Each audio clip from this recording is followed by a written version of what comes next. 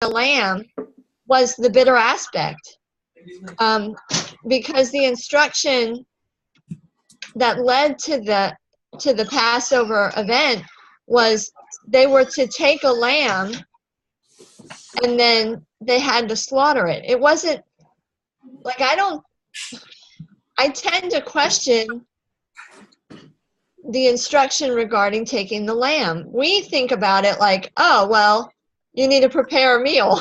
It's like, we don't think twice about eating meat with our meals.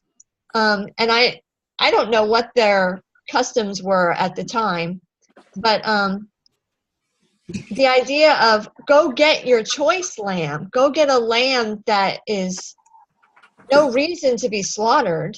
You know, it's whole and young and healthy, and go take it and kill it and take its blood and put it on your door, which is a horrific thought. You know, who would take an animal and, you know, even if you butcher your animals to eat, you wouldn't across your door. You know what I mean?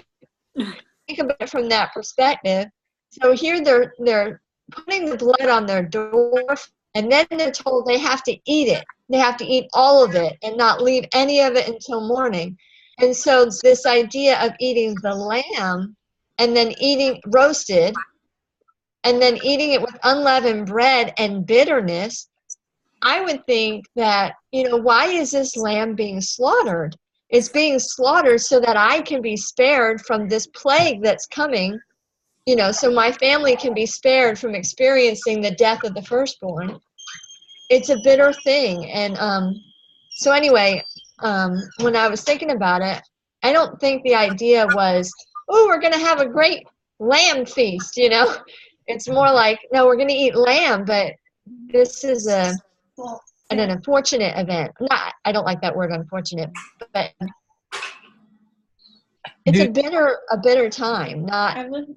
So anyway, that was my thinking. Would you say there is a similarity with what might Abraham feel when he was about to kill Isaac? Say that one more time. I don't know. My daughter was speaking at the same time. I didn't hear you. Yeah. Would you say there is a similarity with how Abraham would feel as he was about to kill Isaac? To sacrifice him? Well, perhaps, yeah. I wasn't. Yeah, I can see how that could be like that. But would it be like showing sort of unwillingness to obey? You know, because aren't we supposed to obey joyfully and willfully? No, I'm just having random thoughts right now. Well, I don't know that. It all depends on what part is joy. You know, what you're joyful about. The idea. I don't think our Father.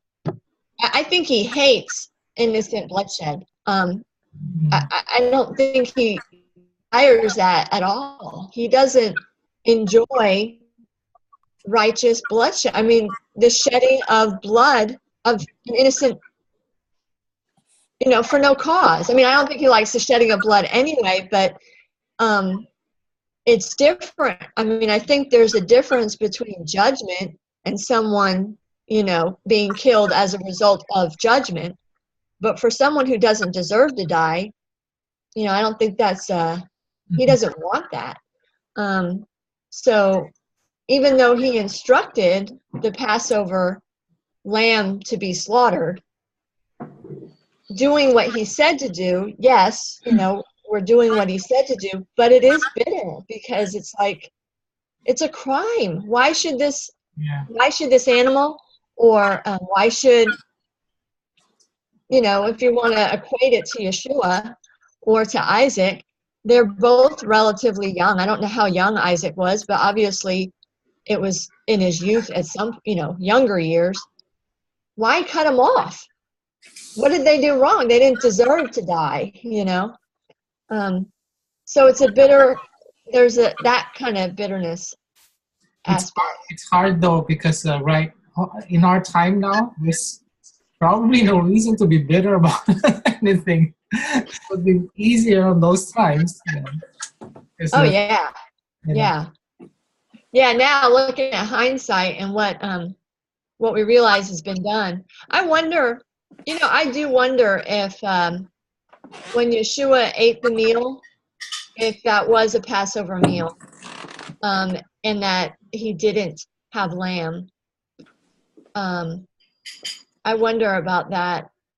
yeah, And I still don't see the connection between the wine, the blood that blood he in the said, wine. and Yeah. then why the commandment to eat and drink the blood. Um, See, What it said. look at Melchizedek. Melchizedek, when Abraham came, or Melchizedek came, he gave him bread and wine. Remember in Genesis 14, Yes, he yes. blessed him. He offered bread and wine. And, Mhm. maybe that is more in line with the Creator's, Covenant. with Yahweh's idea of acceptable, bread and wine. Nobody dies for bread and wine. There's no animal. Like we think of the meat of an animal and the blood of an animal Mm-hmm. versus that's flesh, human flesh, or not human, animal flesh, and blood. But the bread and wine are a result of grain, wheat or some barley, or I don't know what kind of a grain makes the bread, and the wine is the fruit of the grape, or the juice of the fruit. I don't know. I'm just seeing a contrast there. I don't know if his ultimate intention was for flesh and blood. I think his ultimate intention, I don't know if you're understanding what I'm saying. No, I'm Well, trying to Because I think, like a oh, go connection. ahead. I'm thinking if it's in any way connected with the thought, because like here we have this Last Supper, no real blood was shed, and he took a figurative blood, which is the wine, and said, this is a cup of my blood in the new covenant. And in the and after that, it's like what we do right now, we don't do animal slaughtering, we say, because there's no temple. Maybe the temple was taken away so that we don't need to show us that we don't need to slaughter animals. Is it possible that this is something that was spoken in the New Testament, like there's no more dying in his kingdom, there's no death, like just thinking if there's if Yeah, because for a long time when I was trying to understand the sacrificial system and the grand scheme of things, when I read Enoch, or even in Revelation when it talks about what they saw in heaven, you never hear about. There's an altar that talks about there being an altar, but not about animal sacrifices, or at least not that I could see. well, I got a couple things to say. Okay. First, thanks for ruining the Passover party. That was Sorry. no fun. No. Well, with the blood in Revelation, and it's the blood of the grape. Wine is often referred to as the blood of the grape. And in Revelation, it talks about the wine press. And there's a parallel between humankind and the wine press. Thrust in your sickle and harvest the. So blood and wine are very much symbolically, I think, the same in Scripture, or of similar, if you want to look at that. And I think you're on to something, Carrie, about saying about the innocent shedding of blood. We don't have to have the priesthood for the Passover, because that was just at every man's house. But they were supposed to kill the lamb themselves. So that's I could see men like, I don't want to do it, you do it. Everybody kind of passing around the knife, not wanting to do it. But a lot of men wouldn't want to do that, but somebody had to do it. So it would be, I can see with bitterness being part of the idea, because to understand the Most High, he loves life. He loves to restore and to redeem and to create life. And to have the shedding of that life obviously goes against his character. He doesn't like it. So if he's commanding to take the innocent lives of these lambs, there's a big lesson there to learn. And I think instead of making it into a party, it should be taken heavily. I mean, I agree with your vein of thought there, is all I'm saying. And I'm wondering. Oh, I'm sorry. in all of that, however, what is the object lesson, and how can we bring it forward through the Messiah? If what he did, which I'm really tending to agree, was the Passover, with no mention of lamb for a reason, what is the bread, what is the wine coming forward in the light of what the Passover is? I mean, it's an important thing to get the elements and figure that out. So that's all. I have more, but Yeah, I have. I'm wondering if the slaughter of the Passover, as far as individual households, if that was only done that first time in Egypt, and then thereafter, any animals that were slaughtered were done under the Levitical order, meaning that it was the priest that would do the slaughtering. I'm pretty sure by the time the second temple came around, they were doing it that way. I think the priests have taken over all of that. Is there I don't have proof. I just think I've heard that. Is there a Torah that says it has to be the priest to do it? Because from what I remember, and I could be wrong, is the instruction is that slaughter them in the place of Abba's choice. Yeah. But I don't remember him commanding that it has In to. the place where he puts his name. Oh, I've seen that's right. in the place where he puts his name. Yeah. Let me look. So what does that mean?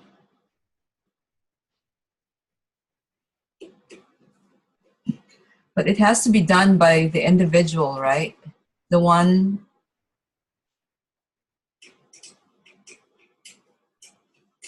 Not necessarily the priest. Yeah. Probably similar with the other offerings, because there are offerings that have to be done by the individual, not the priest. Are you talking about offerings that are brought by people to the priest, but then the people are the ones that, okay.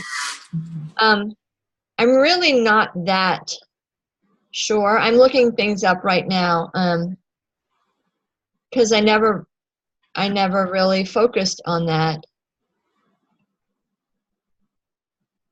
And I'm looking up mentions of the Passover to see where it's found. Obviously, it's in Exodus 12,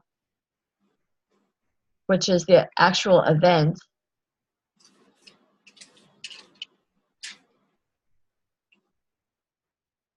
Does it tell you? Well, let me see. You guys can talk about something. So Exodus 12 is a very unique Passover, and it's one of its kind, and it was never repeated that way. The ones after that,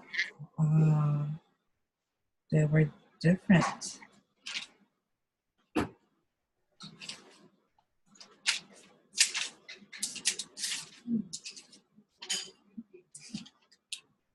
Okay, when in Exodus 34,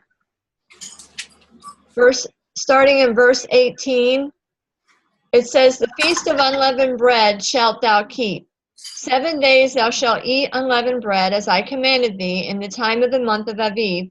For in the month of Aviv thou camest out from Egypt. All that openeth the matrix is mine, and every firstling among the cattle, whether ox or sheep, that is male. But the firstling of an ass thou shalt redeem with the lamb. And if thou redeem not, then shalt thou break his neck. All the firstborn of thy sons thou shalt redeem, and none shall appear before me empty.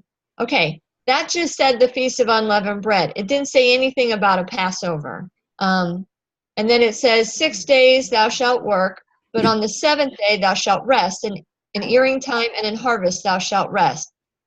And then it starts talking about the Feast of Weeks. And thou shalt observe the Feast of Weeks of the first fruits of wheat harvest, and the Feast of Ingathering at the year's end.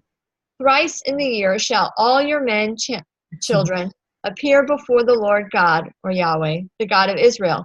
For I will cast out the nations before thee, and enlarge thy borders. Neither shall any man desire thy land, when thou shalt go up to appear before Yahweh thy God thrice in the year. Now this is where he talks about Passover. He says, thou shalt not offer the blood of my sacrifice with leaven, neither shall the sacrifice of the feast of the Passover be left unto the morning. I'm wondering, and then the first of the first fruits of thy land thou shalt bring into the house of the Lord thy God. Thou shalt not see the kid in his mother's milk. Okay, but this is the next mention of Passover, that verse 25 after Exodus 12. But it doesn't.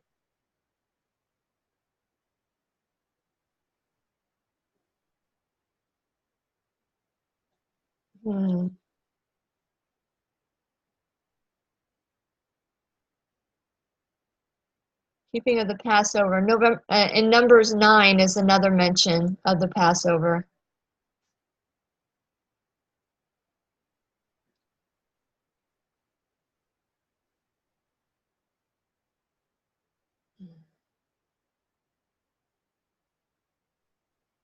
Yeah. Well, I don't want to take up all this time during the call because it's something I'd have to look at further. Is anybody there? I feel like I'm Hello, I'm here. Okay. I'm sorry. I am wondering though if there is a transition being made. Like what I agree with what Ty was saying, the blood of the grape. I mean, that's how wine is often referred, as the blood of the grape. And Yeshua talks about, this is my body broken for you. Obviously, he's talking about his physical body. We often equate it to him dying, but I read something, or I heard somewhere in the early church, I don't know if it's the Epistle of Barnabas or one of the other apostolic writings, that the bread, or this is my body broken for you, they associate it with manna. They associate it with what Yeshua was saying when he said, I am the bread of life, which came down from heaven. And they equate his reference to the bread as being not his flesh per se broken for him, but as you break bread and share bread, you break bread with one another and you're sharing it with one another. And he identified himself as coming down from heaven as manna, just like relaying how Moses did not give them manna in the wilderness. It was Yahweh that gave the manna. I don't know if you know what I'm talking about. I think it's in John. But anyway, this idea of the bread and the wine, the body and the blood. The body, not in the sense of I'm going to die or be abused or tortured for you, but I'm going to give of my life in speaking words. That's the manna. That's what Yahweh says, man shall not live on bread alone, but on every word that proceeds from the mouth of Yah. So if Yeshua is the bread of life, he's speaking the words of his Father. That's how I could foresee how this be breaking the bread and sharing it with others. We can do that too. We can, follow in that footsteps. Take, eat, this is my body broken for you. Take what I'm telling you, consume that for yourselves.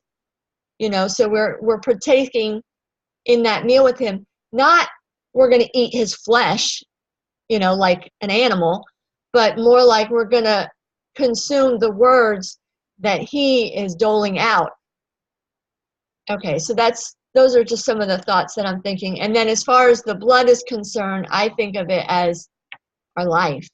And, you drink wine. When do you drink wine? I mean, I think it's a celebration. It has to do with life, not necessarily death. That's all the pagan rituals. That's all the morbid focus of death and dying. But Yeshua is not about death and dying. He's all about life and living. It's the enemy that had him cut down early. It's the enemy that said he's got to die, at the hands of his brother, no less. But that's I think not an important aspect to look at here. I think we should go back and look in Genesis when Abram and Melchizedek had their interaction. What is the symbol that they would have understood? What would have Abram have understood as the bread and the wine? What could that possibly represent? Because it was definitely, I think it was significant. I think the symbology would be significant, the application of what's going on. So what can we draw those symbols to mean? And if we can understand them, perhaps we could understand the Passover itself a little better. Because I don't think it's intended for all time for all these animal sacrifices. That was smashed. It can't. That would even change what Passover would look like for us now. You see what I'm saying? If we understand what it was before the Hebrews, then we might understand after the Messiah a little better. Because it's been the same story all the way through. If we look at the same element throughout the entire narrative, go back to the very beginning to understand the end. You know what I'm saying? I think it's worth trying to investigate those basic pieces. Am I making any sense?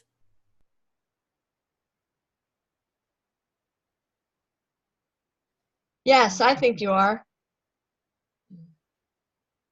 I think you are. I think, especially given what we're talking about in Hebrews, Genesis 14, 18 through 20, what I'm sharing on the screen here is Melchizedek coming. This is after there was basically a war. I mean, there was a battle going between conspiracy of kings, two different sets of kings fighting each other, and Abram came in to rescue his nephew Lot, and he got him back. And then the king of Salem greets him, bringing bread and wine, and he's identified as the priest of the Most High God. He blesses him, says, "Blessed Abram of the Most High God, possessor of heaven and earth, and blessed be the Most High God, which hath delivered thine enemies into thy hand." And he gave him tithes of all.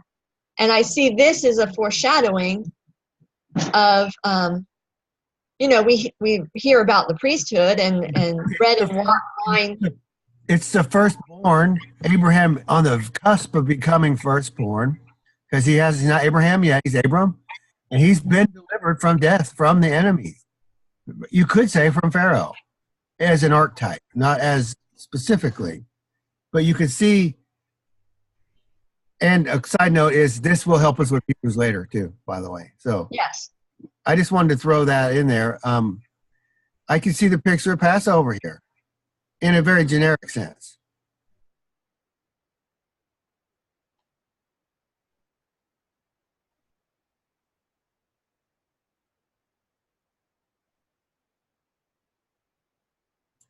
What do you think, Uncle Ang? Is this sound interesting, or you have any just general thoughts? Uncle Anson. I'm still thinking, trying to connect everything.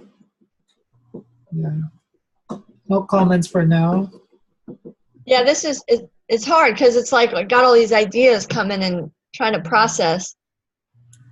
Well, I know Michael LeBlanc is fearless. What do you think, man? Brother, my Uncle Michael, Uncle Mike. What is it? What is it? Have you been hearing what we're talking about? Yes, some of it, yes. What do you think? I think that blood is required for life. If you squeeze a grape, it dies. If you squeeze a body and you bleed it out, it dies. And the whole thing is, in a sense, it's kind of like, almost like on atonement, we afflict our being, and people have different interpretations of what that means. But we rely solely on the one who gives life and restores life, no matter what we think we need in the flesh. And I think that what Messiah did with the going, the blood and all that stuff, that was the ultimate, the ultimate expression of that, of depending on the Father 100%. So as far as a Passover lamb and what that means now, I'm not real sure. There's people now that still kill lambs on Passover, and they, and not necessarily a sacrifice or an offering. And there's some people who say it's an offering, that it's not a sacrifice, and they still do it.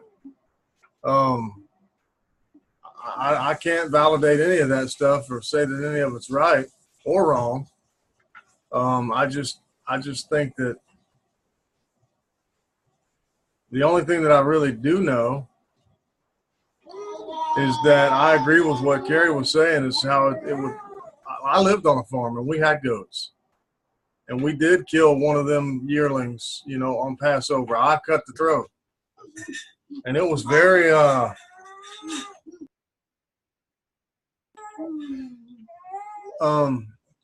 it wasn't very light of an event, even though it wasn't a sacrifice.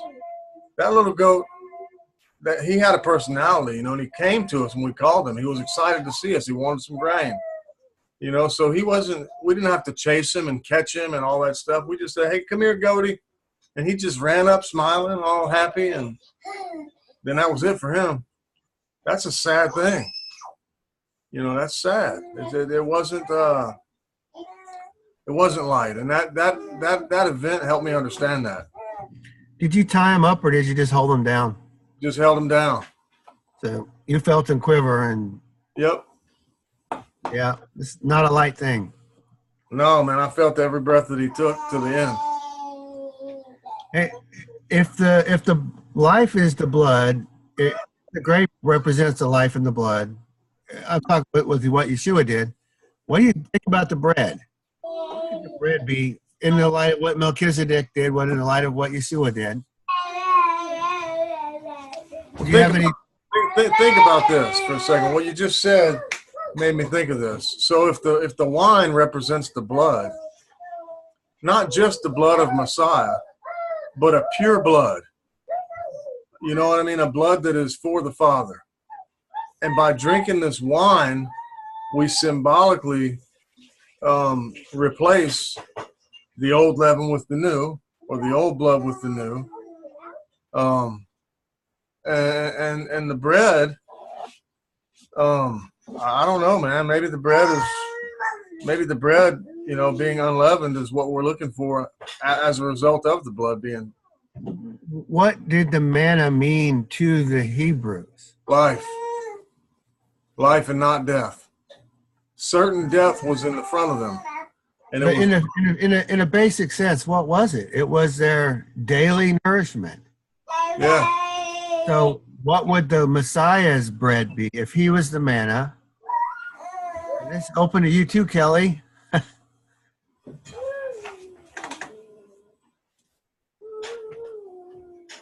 What if it's just basically our daily sustenance is the word of the Father? And the bread is the representation of us. We just eat that every day. That's what the manna was, a picture of.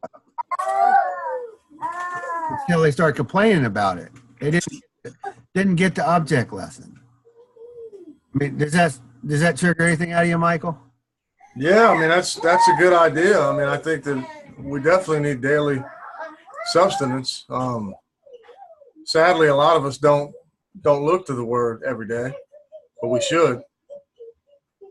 You know, even if not in the book, at least in the principles that are from the book. You know. It makes me think of the bread of life. The bread of life and the living water. This verse that Carrie just posted from John chapter 6 says, "Verily I say unto you, Moses gave you not that bread from heaven, but my Father giveth you the true bread from heaven. For the bread of God is he which cometh down from heaven and giveth life unto the world." They said they unto him, "Lord, evermore give us this bread." And Jesus said to them, "I am the bread of life. He that cometh to me shall never hunger, and he that believeth on me shall never thirst." And I think that kind of just confirms what you were just saying, Michael, about the bread of life. You know, was that at the Passover that he was saying that, Carrie? Is that the No. I don't think it was during a Passover meal. It's in John 6. It's a whole long, there's a lot. There's several of the chapters I think is all about the same time period. But that's where I was thinking he gets this idea of, this is my body broken for you, when he breaks the bread. Because for the Feast of Unleavened Bread, I posted that right after it, Exodus 13. It says, where is it? 7 days thou shalt eat unleavened bread, and in the seventh day shall be a feast to Yahweh. Unleavened bread shall be eaten 7 days, and there shall no leavened bread be seen with thee, neither shall there be leaven, I lost my place, seen with thee in all thy quarters. Okay. Lost my place again. And thou shalt show thy son in that day, saying, this is done because of that which the Lord, or Yahweh, did unto me when I came forth out of Egypt. And it shall be for a sign unto thee upon thine hand, and for memorial between thine eyes, that Yahweh's law, or Torah, may be in thy mouth. For with a strong hand hath Yahweh brought thee out of Egypt. So, Ty just posted, but he answered and said, it is written, man shall not live by bread alone, but by every word that comes out of the mouth of God. And that is quoted from Exodus, I think it's right before Exodus 16, or it's in between these chapters, somewhere between 13 and 15, I believe is where it's coming from, because the whole idea is when the Israelites were coming out of Egypt, and they had this unleavened bread, they had to rely on what Yahweh was saying. And they were hungry, after a few days or whatever, they were thirsty and hungry, and, oh, did you bring us out here to die type thing, out of hunger. And, this is a month after they came out was when the manna was given.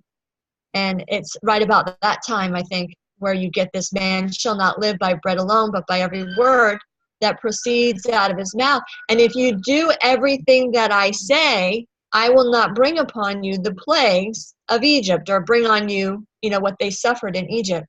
So I really think that this idea of bread is the words of Yahweh. Go ahead, Ty. And it's interesting that they had to go through the plagues with Egypt after they had fallen away. It's all a picture of it. What was I going to say? What would be the object lesson to the Hebrews that had just come into the desert? They were grumbling and hungry. They needed water and food in a physical way. And then they got the manna and they were still grumbling. What is the... hammer it home here. I was wondering if you're going to get hit on the head, Ty. So I'm just, what is the basic lesson of the bread, the manna, and all of that for the Hebrews? If we understand that, I think we'll understand the elements that Melchizedek brought to Abram. I think we'll understand what the Messiah was doing at Passover. I think we'll get the picture of it. And I think it's pretty simple. on a basic level.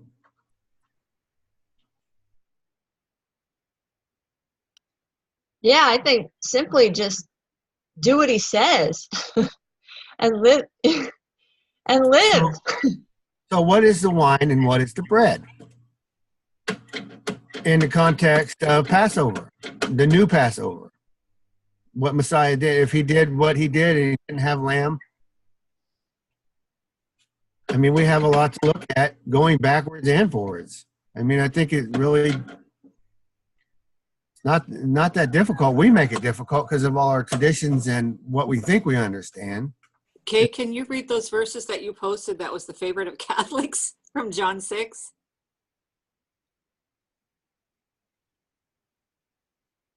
Are you sure? Yeah, I was just looking at those and I'm thinking it sort of applies to what we're saying here. Yeah, I'll just read it. Okay, so it says, "He who eats my flesh and drinks my blood possesses everlasting life, and I shall raise him up in the last day. For my flesh is truly food, and my blood is truly drink. He who eats my flesh and drinks my blood stays in me, and I in him." And he said this is not Passover, this is not Last Supper, this is not Passover. And so the Catholics would say that's the wafer and the cup that you drink, and that you're actually taking the body. It actually magically transforms to the body of Christ and you put it in. But what we're saying is it's his words, right? It's his teaching. That's what we're consuming. And so it's a totally different the context from the beginning of the chapter. The bread is the words of the Father and obedience towards them, living on them daily, bringing them into our lives, making it part of us. And as we pour out our lifeblood in being fully circumcised, walking after the Father, we're giving our life. That's the sustains us. That's the bread of life for us. And when he poured out his blood, doesn't mean it's a blood sacrifice. It means he lived fully for the Father to the point of death. It's a totally different idea than a blood sacrifice, the Passover lamb and all of that. This is how you look at it. It's always the context. It's always the context. And look at what he did. Look, he obeyed to the point of death. And he didn't want to die. He said, "This is not my will. Father, if this is your will, I will obey you unto the death." And what you just read in John is, you will be a first fruit if you eat the bread and wine in the way that he's showing and teaching. If it's our life, and we give our life force. We are sustained by the word, and the blood is our life force. Our life is in the blood. So we're just devoting that fully. It's dying to self and being fully circumcised. And I don't think it's that complex. I agree, Ty. I don't think it is that complex. What you read before, Kay, is within the same context of what I read. It's just a couple chapters later, but it's all. I just posted another excerpt that falls in between the two, and it makes reference to the bread of life again. I am that bread of life. And when we understand which paradigm, instead of choosing the paradigm of a crucifix with a blood-stained body hanging on a tree and thinking about death and flesh and blood in that vein, and transition to the life of an individual who is out there speaking the words of his Father. And I think that is the picture, is the Son carrying forward the message of the Father. And it's oversimplifying it, but I think it needs to be oversimplified to help us to understand not just who Yeshua was in the whole scheme of things, but to understand the role of the Son. That is the role of the Son, is to do that, is to speak the words of the Father to others, you know, and anyway. Carrie, on the verses that you posted, the very last verse there, it says, if any man eat of this bread, he shall live forever. But this part, and the bread that I will give is my flesh, which I will give for the life of the world. I'm still really struggling with this concept of separating the fact that he died for as a sacrifice for our sins. And there's just so many verses that seem to indicate that, like this one here. He died. Sorry, Kelly. Oh, well, it just says, which I will give for the life of the world. So how do you interpret that? He died in full service to the Most High and to his brothers. He gave all. And that's what's expected. That's what it is to be a son. Well, why is the bread his flesh here? He's speaking in parables. I mean, he's.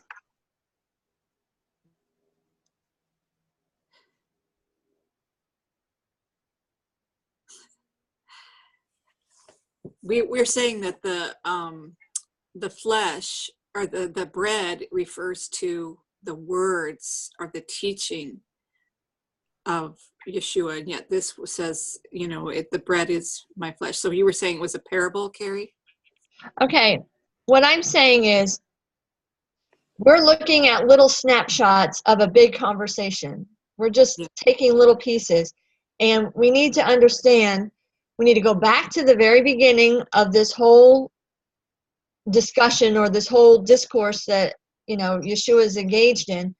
And he's starting out talking about manna, and he's talking about what all of that is.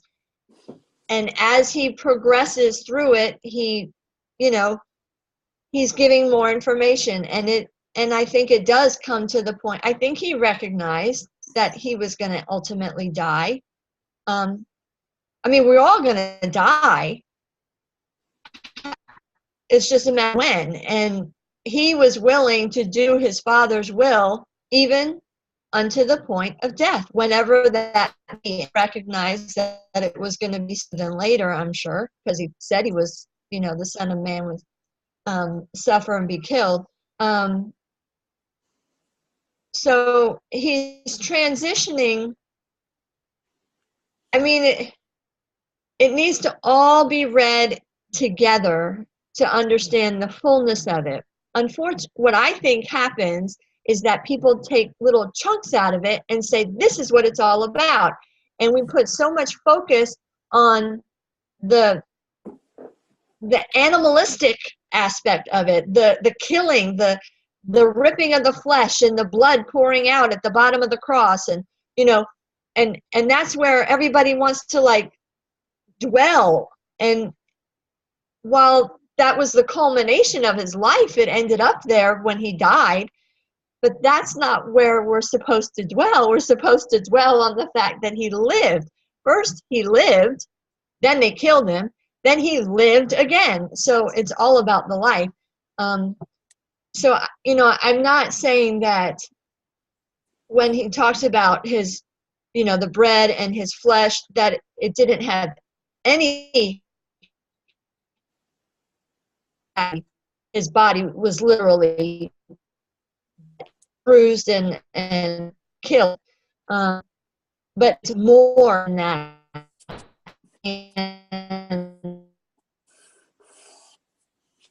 And no, not getting it. Carrie, you're breaking up.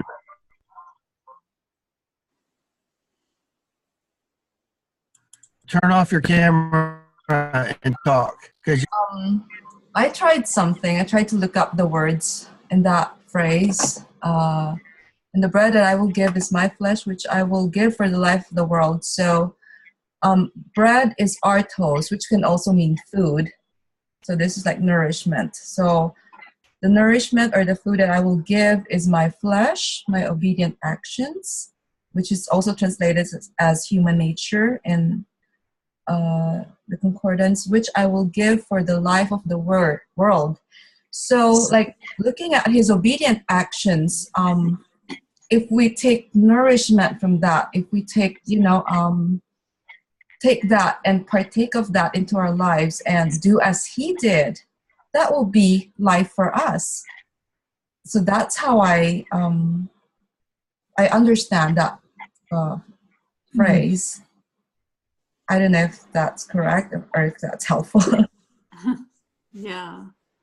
I was looking at Ty's statement that says, don't we all cringe a little thinking about how we'll be treated as we seek full obedience?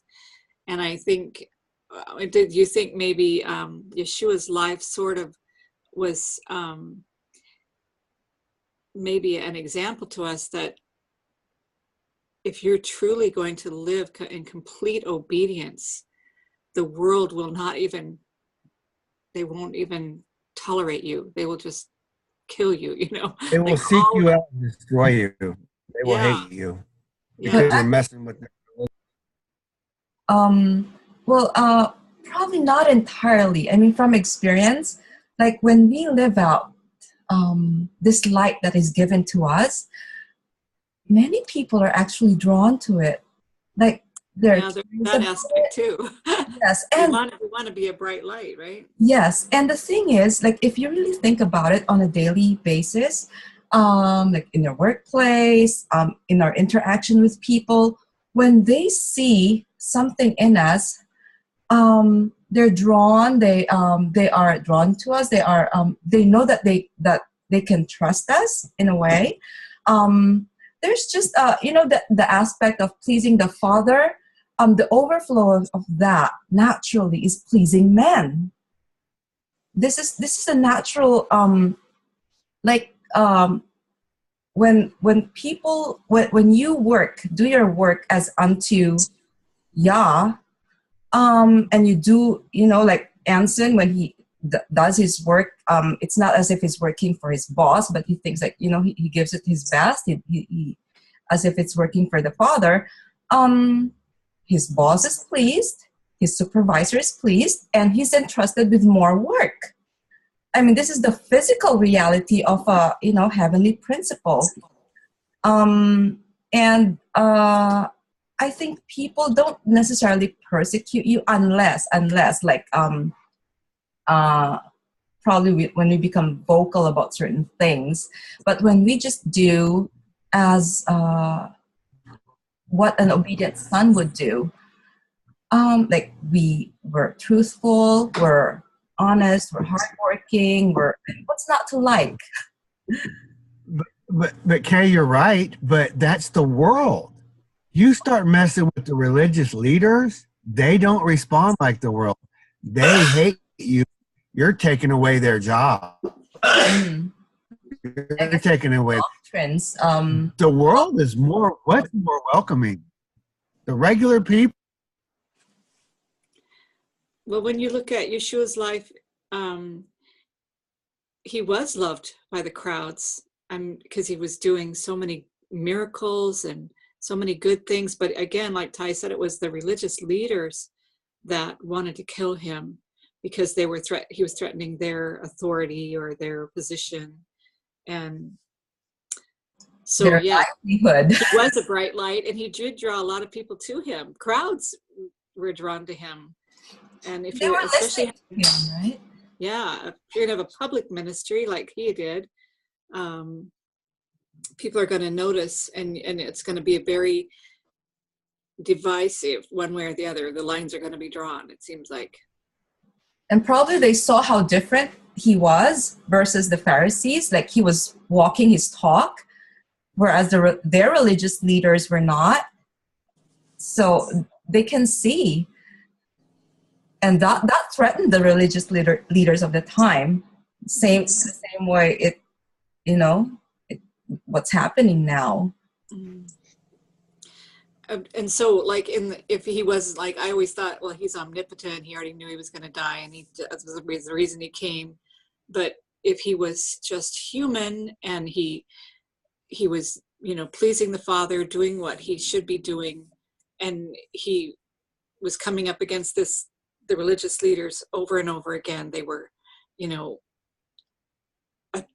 confronting him, and he realized that he was threatening this whole system, which was, he was going up against a huge system there.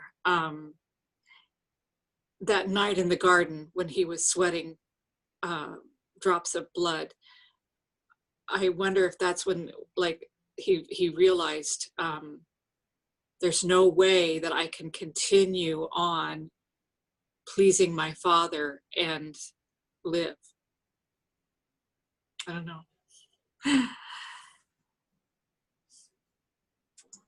I guess that's the essence of what being a sacrifice is all about. I mean, he told all these words at the risk of being killed by the Pharisees. Had he stayed silent, he will probably live. But then, who will hear the words of God?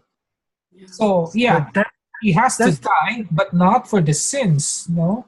Yeah. But he has to say the truth, even if it costs his life. It's for what? For whom? For the people, right? So that's giving his life, right? So it's another facet of sacrifice. What you just said, Anson, that is the blood being poured out. What you just said is the example. That is what symbol for us.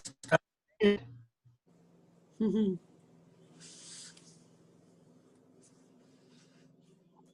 I mean, does that sound good, Anson? I mean, can you agree with that? What you just said is what the cup is that's poured out. We lost you on most of that, Ty. Oh, I was just seeing if Anson agreed, because I think he just summarized what the cup of wine would be. Mm-hmm. He realized that he had to keep going up against the system to be an example, to show everyone else, all these crowds that adored him, that this temple system was wrong, or this, you know, Levitical or whatever priesthood was wrong. And so anyway, but through his death he could accomplish maybe more by what is it about, unless the seed falls into the ground and dies, you know, there will be no fruit. I forget how that goes, but he realized through his death that he would accomplish more perhaps than if he would continue living at that point.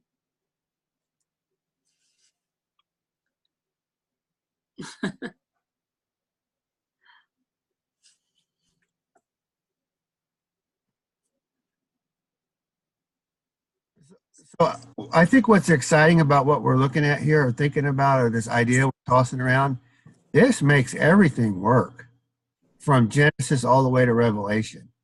It makes all of the elements, it's cohesive. It's not like the New Testament's bringing all this new stuff in. It's all in how you read these verses that are so sticky, like the ones you're talking about that the Catholics love. They're just reading it all wrong. They're bringing an English understanding over the top of what really is being said.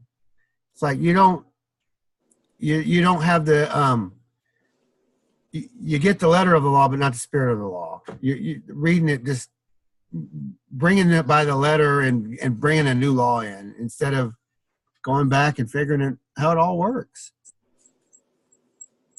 And you think about what they went through in the desert, in the wilderness with the manna, and what was the lesson, the simple lesson that they didn't get, and it upset the Father, rightfully, because they're so rebellious and far from him. Their hearts were so far from him, they couldn't even get the simple lessons. So, I mean, I think that's the beauty of all of this. It's really not that hard to get. And it brings the Passover and unleavened bread to a new place. Anyway. You know, I just had a thought when you were just saying that. The giving of the manna in Exodus chapter 16, at the start of that chapter, Yahweh says to them, because they're grumbling, they're hungry, and Yahweh says, I'm going to do this to test them, to see if they're going to listen to me. It was a test.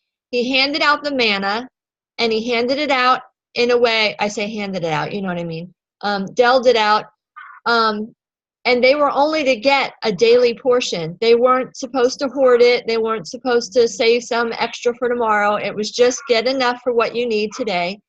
But then on the sixth day, they were to gather extra.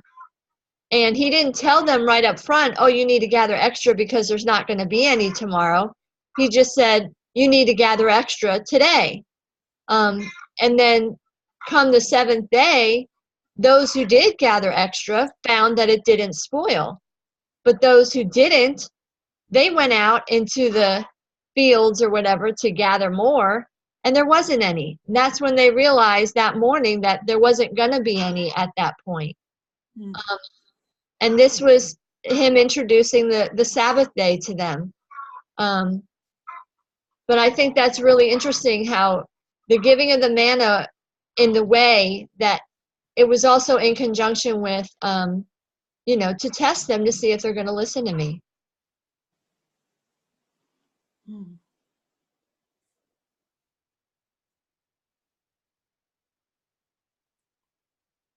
And Passover is pretty soon after, in the context of, that was what, chapter 12, you go to chapter 16, it's all in close context in the narrative.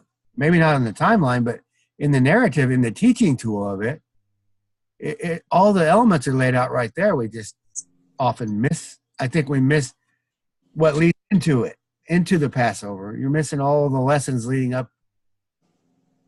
The whole thing is just a big process trying to teach us. And they just, every step of the way, they got further and further from the lesson. I mean, the Hebrews, it's like we just need to not follow that example.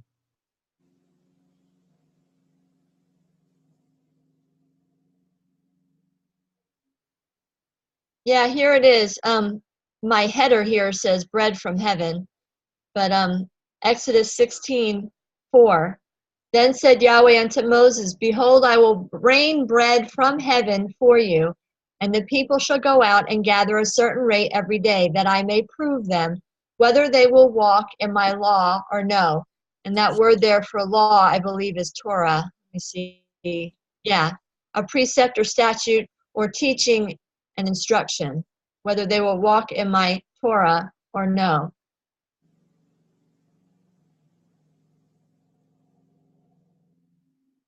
But yes, this is right on the heels. This is them coming out.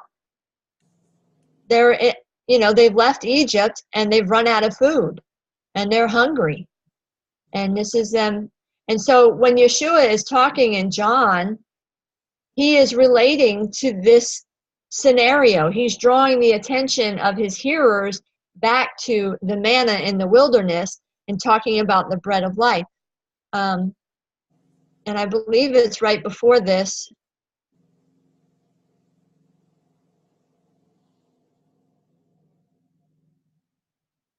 Right here, Exodus 15:26. This is right after he made the bitter waters sweet when they didn't have anything to drink.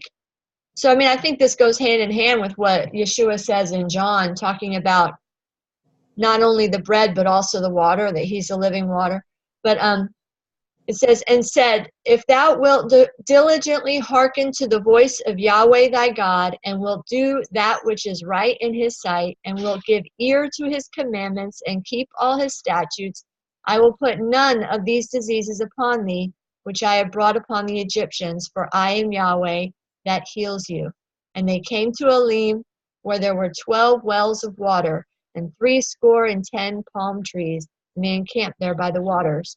And so that's right before the scenario of the manna.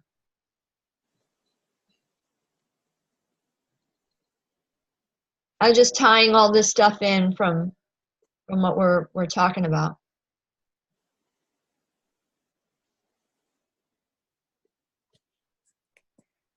Yeah, that's a good point.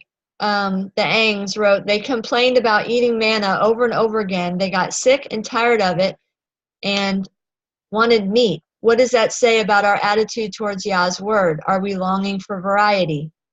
And Ty says, stick to the unleavened bread, which is true. I think people get bored with, they're bored with the 10 Commandments. They're bored with love your neighbor as yourself. They're bored with they want something juicier. There's got to be more to it than this. And so people are continually looking for the secret things. Yes, they're seeking the hidden meanings and the hidden things instead of the basic things that are revealed to the children. Deuteronomy 29:29. Yes, absolutely. That's exactly right. What does it say, Carrie? The secret things belong to Yahweh, our Elohim. Let's see, I almost have. But the things revealed belong to us and our children, that we may hear and do the words of the law. I'm horribly paraphrasing it, but that we may do all the words of this law. But I mean, that's really what it comes down to. We just have to simply obey our Father and do what he says and live like that. And we'll be fine. In the wilderness, when they ate bread, they came out of the wilderness, not one sick among them, not one, weak among them. Moses lived, and, he lived, he was an old man going out, and he still, lived until he died in old age. I mean, my point is that he didn't die of old age. But anyway.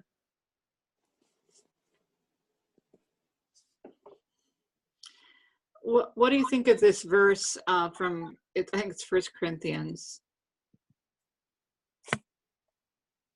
1 Corinthians 10:4, where it says, and they drank the same spiritual drink, for they drank from the spiritual rock that accompanied them, and that rock was Christ.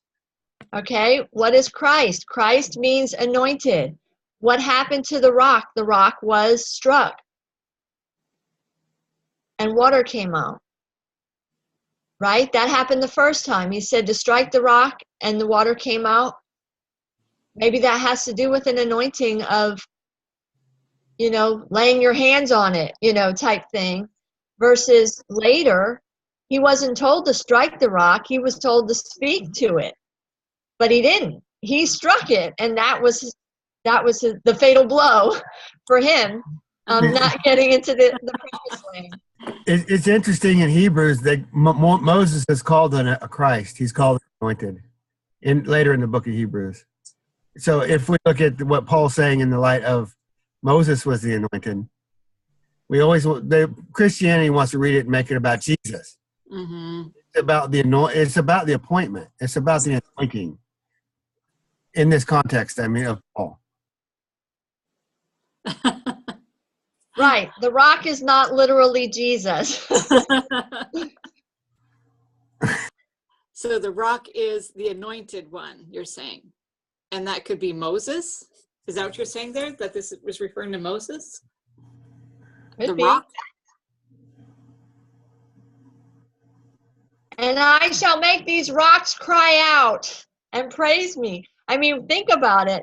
Water coming out of a rock is something, a rock is not a living thing the way we think of life. No, yes it is. Living stone, unhewn by the hands of men, fit for an altar. Right. Living water. I understand that. Can you smell what the rock is cooking? What? Can you smell what the rock is cooking?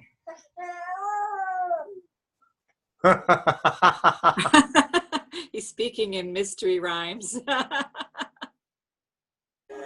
Dwayne Johnson, the rock. Come on. What?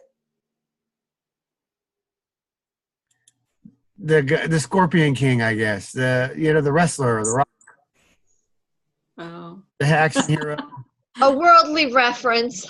I get not your parable, man. Uncle Mike. You there, Mike. Uncle Mike, what are you talking about? No wonder Kelly didn't get it. She's not worldly.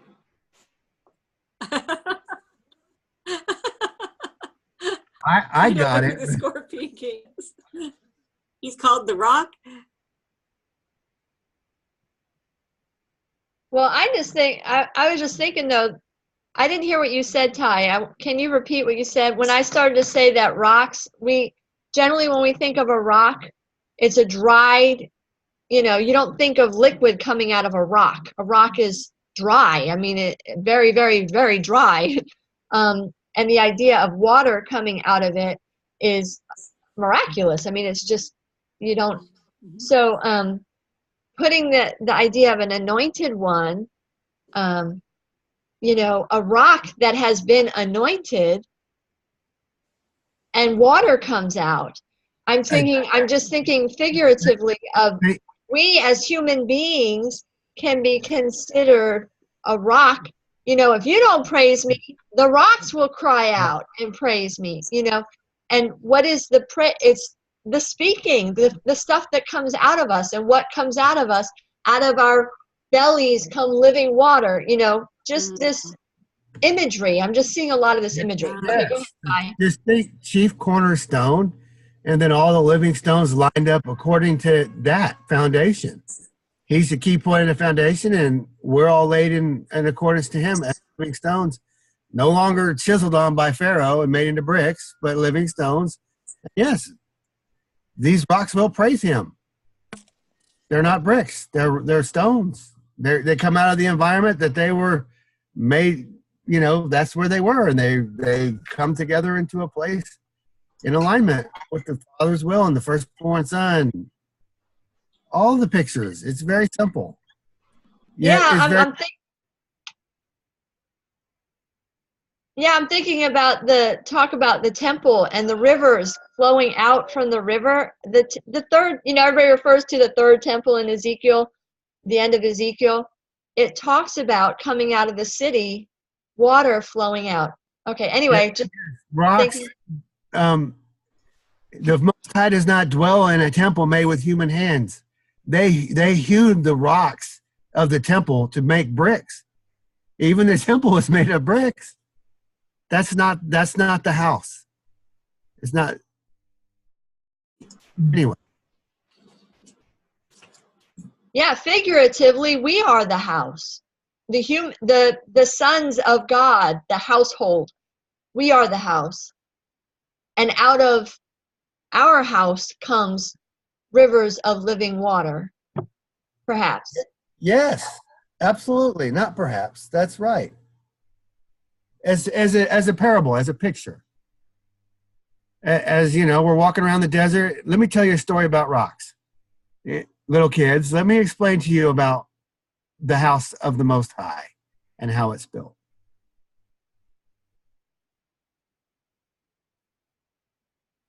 And you build your house not on sand, shifting sand, but you build it on a foundation of rock. And what is that foundation? It's doing what you hear, doing the teachings and the sayings of the Messiah. So that's rocks eating bread. That's the rocks eating manna.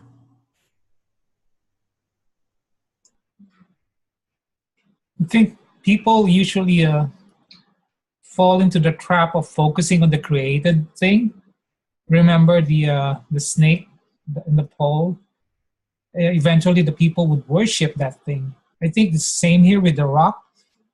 People tend to focus on who or what the rock is, but we lose focus on who makes the miracle out of rock, who makes those rocks become something. I mean, it's the Father who makes water come out of these rocks. He can do anything with rock. He can even make these rocks as sons of Abraham, right? Yes. So that's a big the rocks are dead. What Carrie was saying, dead rocks. I agree with you, Anson. Mm-hmm. The rocks become living when the Spirit pours the water out of them. That's that rock didn't make the water. I mean, I'm with you. I agree with you, Uncle Anson. Somehow I don't feel comfortable you calling me that.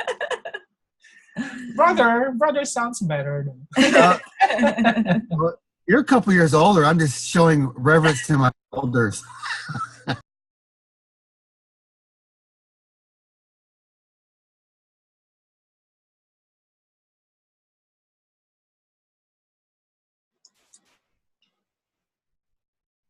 How And about also that Kuya? rock was just an ordinary rock until, Oh, Moses yeah, spoke to it or strike it at that time. But, it's like he was the Messiah. It's an anointed rock.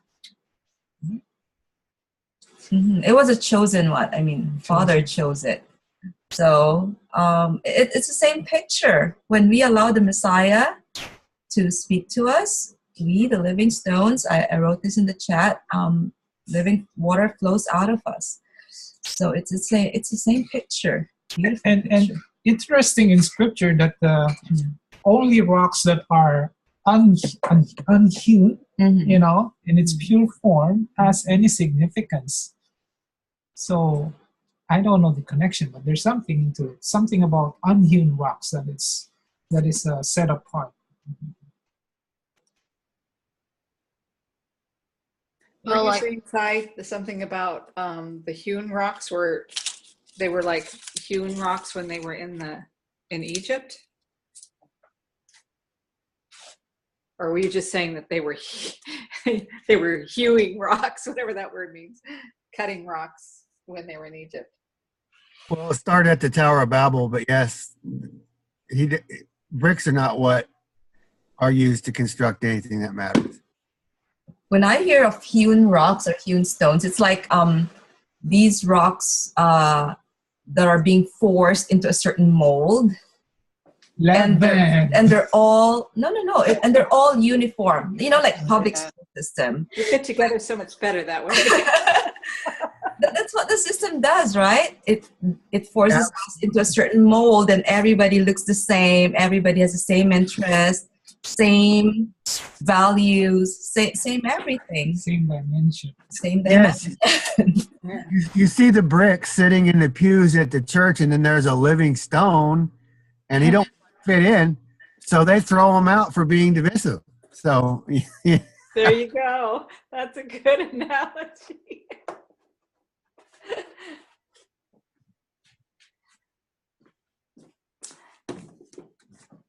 and it was Yahweh's instruction and whenever you build an altar for him, you're not to use hewn stones. You're to use the living stones. So yes, come as you are and be part of the altar as what you were molded, what your environment made you to be, but not the hands of men.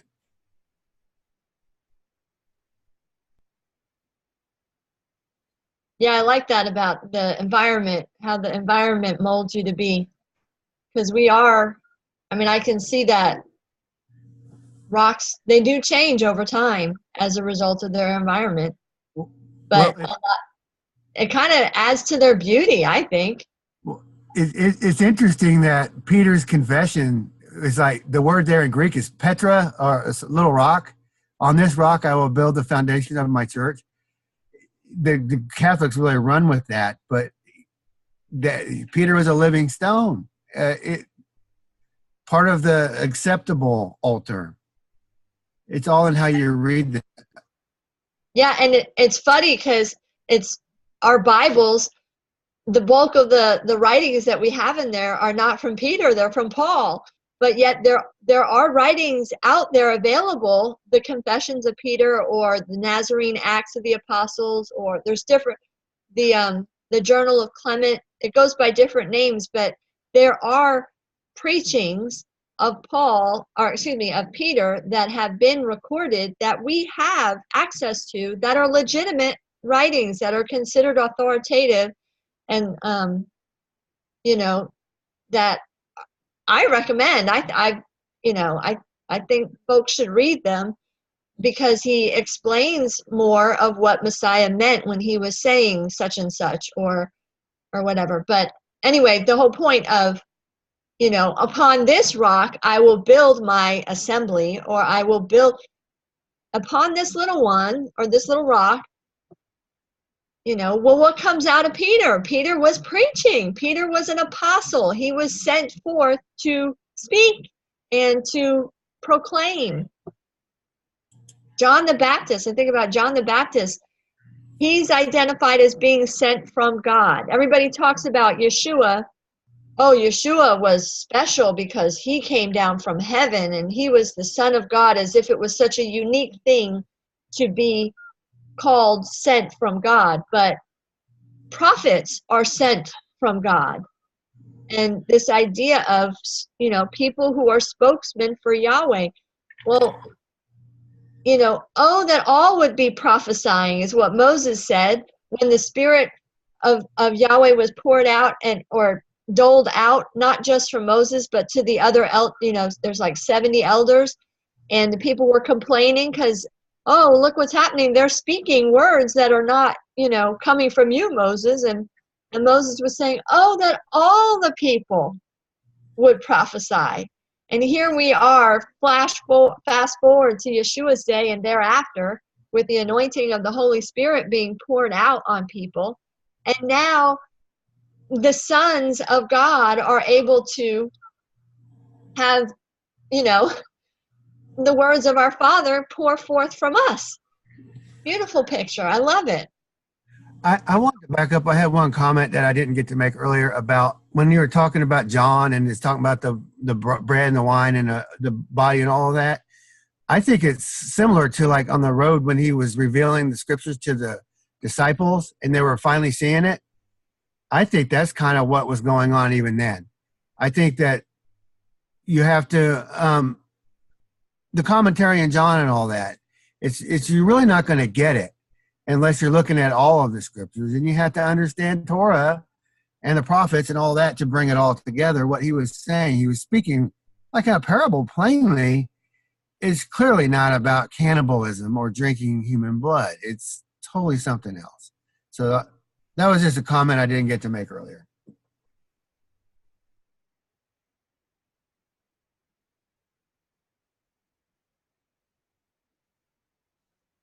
Somebody asked in the chat about the books that I was referring to regarding Peter, if they were in the Dead Sea Scrolls. And what I was referring to, they're also called the Clementine recognitions, or the recognitions of Clement. I don't know where they found them, but they've been around for a while, and they're not hard to find. Like, you can Google and find out about them. I didn't really research it much, but they're scholarly, and I mean, they're worth looking into. They're not obscure. They're not questionable in the mainstream view of credibility, as far as I know. So they're not listed in the pseudepigrapha. No, I haven't seen them in there. It's a separate. But they're usually published like the Clementine recognitions, and then there's homilies, the Clementine homilies. I'm not as familiar with them as the other. They kind of overlap in a lot of places, but there's some, from what I understand, there's some discrepancy that people think, I don't know how this could be by the same person, or they seem a little off, but I haven't investigated that further. And I don't trust that because, I don't trust what other people say all the time, because a lot of people just lack understanding. It doesn't mean, just because they don't understand it doesn't mean they're wrong, So, but I haven't done much research further than that. I have read the recognitions one. So.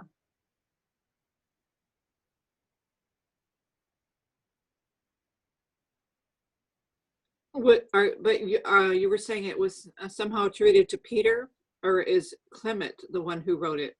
Clement was the one that he was like his, not scribe, but he was the guy that was taking notes. He was the one that traveled. Journalist, yes, exactly. So he was a companion of Peter. Yes. Oh. He was I think he was a Roman citizen, or I can't remember. He overheard, I don't know if it was Barnabas, or he overheard one of the apostles preaching, and he wanted to hear more information about it.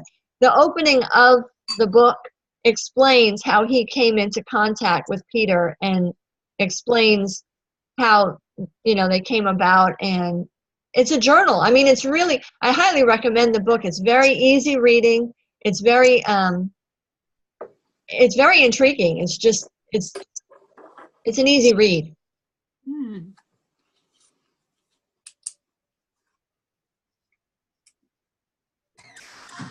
Yes, you heard some uneducated guy railing against the Pharisees and pretty much beating them with his, not with his style of talk and debate, but with just his belief and conviction. And he heard him and he said, I want to know more about this guy. And where did you hear from? So he followed that guy, and then he met, eventually he met Peter, because Peter was leading these guys. But they knew their stuff, and they were convincing because of not their education. They were a different breed of guy. Because, you know, the Greeks like to argue and all that, debate, and they got it. They understood. Well, we got like 7 minutes. You want to open the floor and then just end the recording? Open the floor for a few minutes. Anybody had any thoughts or questions about, you know, unleavened bread and Passover? Make sure everybody got to say what they wanted to say.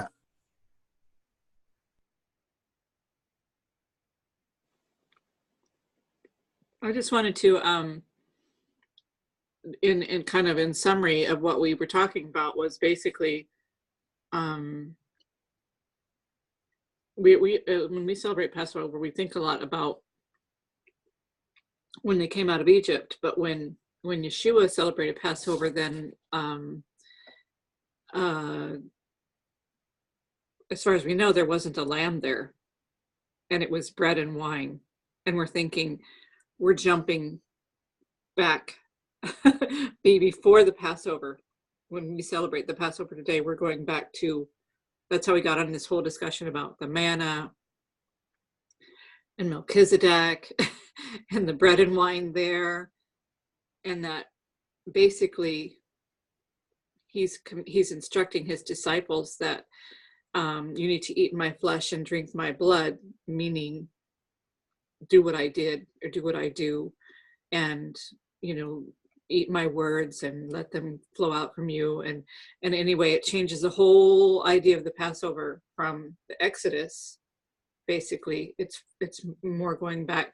Well, I think today for Christians, we think of the Last Supper as the Last Supper before he sacrificed his life for the, you know, sins of the world.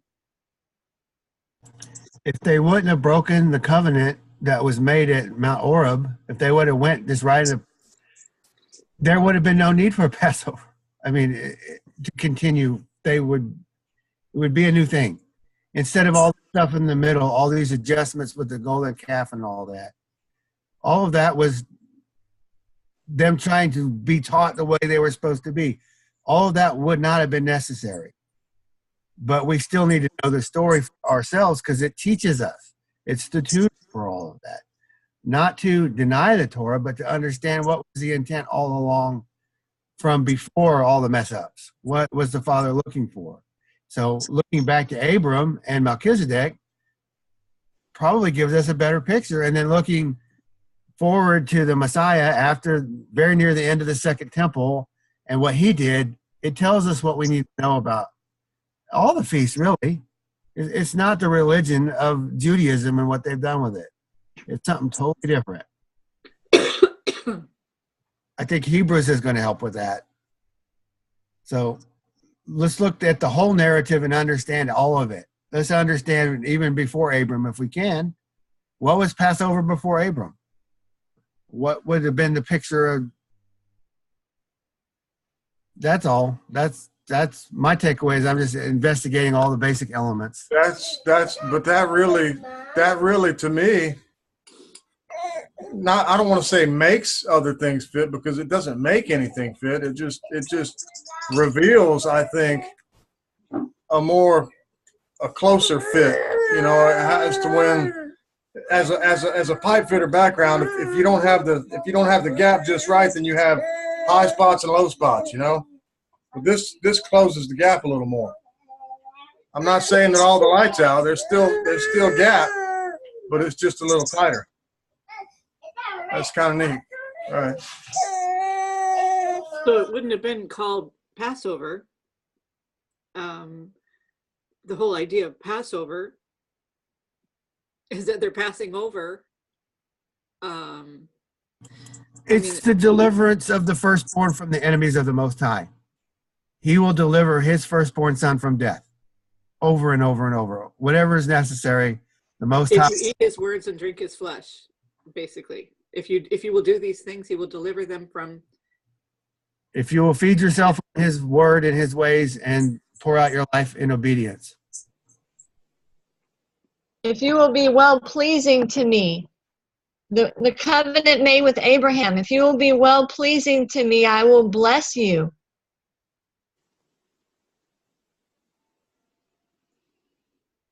And the idea of blessing there would be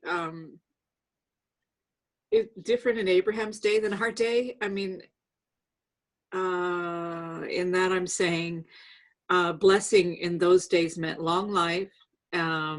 Everything will go well with you. You'll have children. You'll have, your crops will do well. All of those things. That was what they viewed as blessing from God. Today, through Yeshua's example, it almost seems like, well, I mean, there is a contrast there, but it almost seems like if you're truly living for him, you're probably going to face persecution and, all the things that Yeshua faced. Yeah, we're going to face that in a world that's run by wickedness, but ultimately the idea is to get to a place, a resting place, where we will have dominion and fertility. The promise of dominion and fertility, the promise of be fruitful and multiply, and you will rule over the fish of the sea and the birds of the air, and have dominion in the land and subdue the land. That's the whole promise.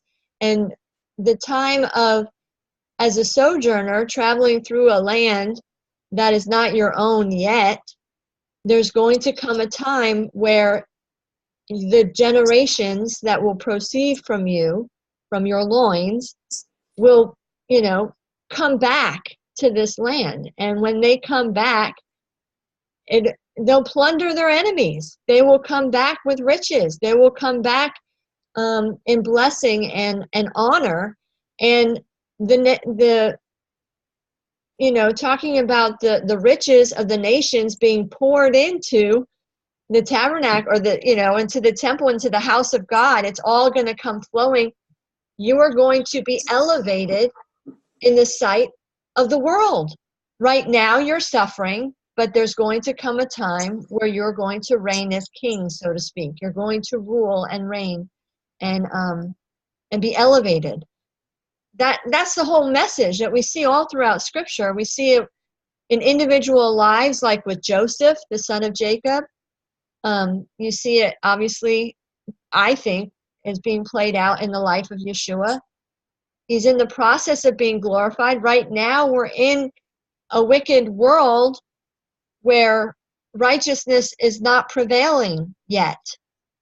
But we have a hope of reaching a time and a place of rest from our enemies, and having our enemies delivered into our hands, to where we are going to be in that position of Melchizedek, the King of righteousness and the King of peace, coming to us and giving us bread and wine and blessing us and blessing God, the Most High, maker of heaven and earth. And that's that's the whole picture that is being played out, I think, throughout the Bible. I mean, I can see it more clearly. One comment I did want to make about the Passover and the Feast of Unleavened Bread. I just wanted to point out, I can't remember if I said this last week or not. A lot of times, the Feast of Unleavened Bread gets lost. In our world, most people will recognize Good Friday and Easter. Forget about anything that happens in between. It's just Good Friday and Easter with a day in between. Well, if you're not going down that route, you go down the Passover route. Well, Passover is the thing that gets all the attention. We don't hear about what comes after Passover. You know, you hear very little about that. And I really have appreciated this conversation today, and all the discussion that we've had, because it's been, I mean, it's something that I wanted to pursue as far as talk more about, you know, where are our thoughts on this, and what was Yeshua bringing forward, and what was going on, and how does it connect with the Passover meal and the Feast of Unleavened Bread, and the whole picture that, I mean, I'm really grateful for this discussion. I'm looking forward to listening to the recording and praying about some of the stuff we were talking, and kind of letting it marinate and seeing what the Father has to reveal. So anyway, that's it all I want to say. Anybody else chime in before we cut out the recording as far as on the subject matter we've been talking about? I just want to go back to the idea of the blessing, like with the blessing to the Israelites when they came to land. You know, if you obey my words, it will go well with you. And then the time of Yeshua, he was obeying, but it didn't go well with him. And you were saying it was, you know, in Israel, they were going to be their own ruler, and they're being, I guess, like a theocracy in the land, and God would be protecting them. Whereas in the time of Yeshua, of course, the temple was corrupt, and the religious leaders were corrupt, and so that's why it couldn't go well with him. And the same today, we have, you know, we're not living in a perfect world. We're not living in a land that's protected by him. So, like you were saying, there will come a day when that will change, but we sort of can have a little dominion, similar, you know, to, like, you know, having your own property and having a little bit of dominion there over the animals, and taking care of the animals and the land, and, you know, blessing those around you. But again, we're still living in a corrupt world. So I just wanted to mention that. Yeah. Oh, go ahead. I was going to say, yeah, we're in the wilderness, but our children will not be a spoil. Our children will be going into the promised land triumphant. We are not there yet, but we're going to get there, and he's going to do it for us. He's going to take us in. We're just waiting for that. I mean, I think that's what the Messianic age is always intended to be. It wasn't they didn't enter the rest. Hebrews talks about they went into the land, they had Sabbath, but they didn't have the rest, the heavenly rest. So, the other picture that I'm thinking of is with Joseph, the son of Jacob. Joseph, you know, he ended up in jail, in the prison in Pharaoh. But while he was in prison, he was favored, and he had authority in the prison house, and then with the prophet, or the visions, interpreting the visions, he said, "Remember me when you go before Pharaoh. Remember me." But he didn't remember him, you know, and he ended up staying there for a while. But even still, at some point, he was remembered, and he did come out. And when he did come out, Pharaoh recognized, in him dwells the Spirit of God. Well, let's see what he has to say. And what ends up happening? He ends up coming into his own, being given authority over all of Pharaoh's house, as well as authority in the land. And so anyway, so the land of Goshen did happen in Egypt as a result. They did have that, but then they lost it. Yeah. That's a good point. They had the best land, and Joseph was able to arrange all that because of the authority that he had.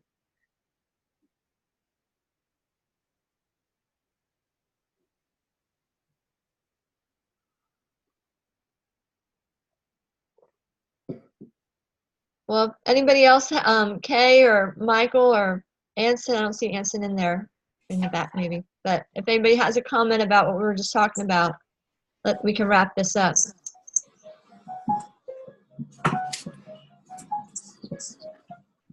I have a question, but it's off our topic, so I'm not sure. Maybe later.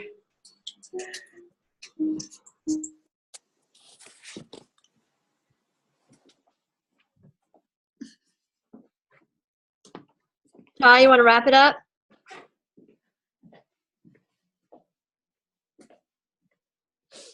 Niels, did you want to comment on Passover or unleavened bread? From what little you heard of us, did you have any before we shut off the recording? No, I just caught a little bit of the ending there, and kind of wondering what the subject matter was at hand. I caught some of the things there. I have had some difficulty in studying Passover, of course, but like we talked about, what was it, last Shabbat or the one before, when Carrie was asking everybody, you know, what's your opinion of it, and when it was or how it was, and then when he was crucified, and some recognizing the 14th or some recognizing the 15th, the first day of unleavened bread, that the Pharisees kept the Passover a day later, a day later. And then with the subject of when a day starts, ends, and well, was it the Last Supper or was it the Passover meal, where it describes in Scripture, you know, that he said the Passover meal. And then they asked him, where do you want us to go to prepare the, quote, Passover meal, and so on. And so if they were sacrificed that day, and the next day or the next morning, the first day of unleavened bread. So I've had some difficulty in studying that, and then I'm looking at probably what Carrie looked at a year or two ago about the calendar.